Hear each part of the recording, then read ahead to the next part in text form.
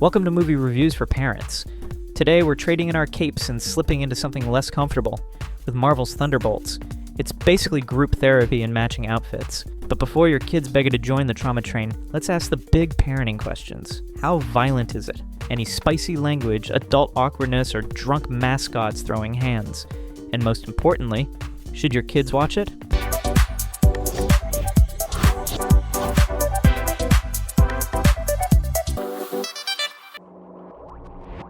Let's unpack the emotional carnage together. Violence level high, as in did Disney approve this? This isn't your Avengers-style sparkly laser tag. This is bruises, broken bones, and the occasional Molotov cocktail. We're talking hand-to-hand combat so intense you'll feel like you owe someone an apology. Punches fly, knives stab, bullets do what bullets do, and some poor dude gets shot right in front of his kid. Great bonding moment, Marvel. Another is taken out off screen, but don't worry. We get the blood splatter on screen because subtlety is for DC. Helicopters explode, arrows catch fire, cars crash harder than your diet after Thanksgiving. There's even a flashback where a child gets whipped and a guy's prosthetic arm gets yanked off like it's a Lego piece. It's not gore for gore's sake, but the emotional weight is real. If Shang-Chi is a fireworks show, Thunderbolts is a basement MMA match between people with trust issues. Adult content, great news, parents. You won't need to dive for the remote or hit the look a distraction button. Happy to inform you, no adult scenes. Not even a Marvel-style smolder. But the film does tackle heavier themes. Trauma, addiction, past abuse, and mental health. It's handled thoughtfully, but it's still heavy. So while there's no birds and bees talk needed, you might find yourself explaining PTSD to a 9-year-old. Fun. Profanity. PG-13. But it pushes the upper limit. Marvel usually plays it safe with language, but here, they drop one F-bomb because PG-13 law says you get one. Throw in a dozen S-adjacent words, sprinkle in some anatomical sass, and finish it off with about 24 oh my gods. Also, Bucky probably invented 3 new curse words just by staring. You'll hear it.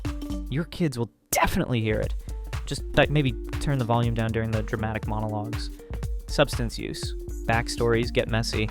One character casually mentions being a former meth addict, so yeah, lighthearted stuff, not. There's a bizarre flashback involving a drugged-up mascot, because Marvel refuses to be predictable. Someone gets alcohol forced down their throat, yikes. And another character is passed out not so fresh in a bathroom surrounded by bottles. Not glamorized, but not exactly subtle either. This isn't party hard, it's past trauma unpacked through drink. At this point, we would like to ask if you found value in this video so far. Then please thumb up, subscribe, and tickle the notification bell. Your support is much appreciated. The plot, spoiler-free but full of feels. Clocking in at a lean, mean 2 hours and 7 minutes, Thunderbolts follows fan fave Yelena Belova as she's recruited by Marvel's shady HR rep, Valentina de Fontaine.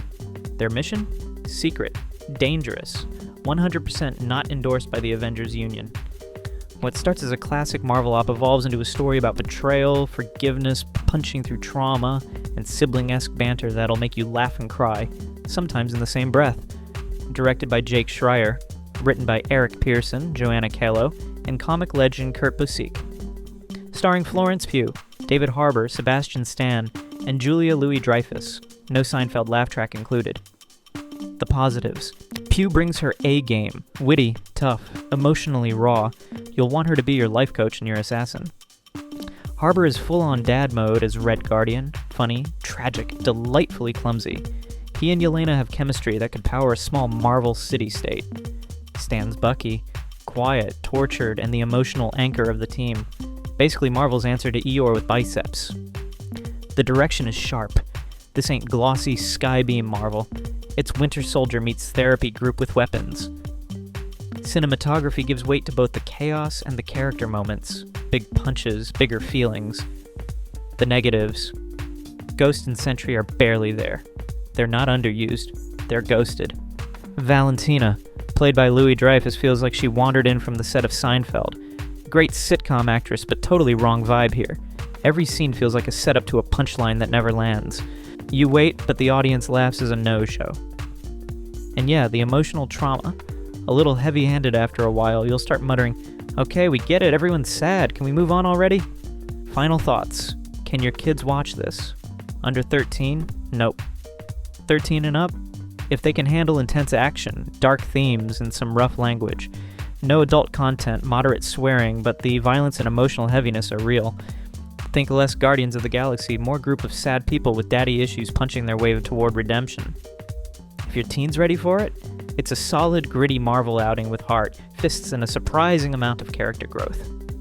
Thanks for tuning in to Movie Reviews for Parents, where we bravely venture into cinematic chaos so you don't have to explain blood spatters to your second grader. If this saved your family movie night from emotional whiplash and unexpected F-bombs, hit that like button, subscribe, and ring the bell like it's summoning backup from Bucky. Until next time, remember, just because it's Marvel doesn't mean it's made for Mini-Me.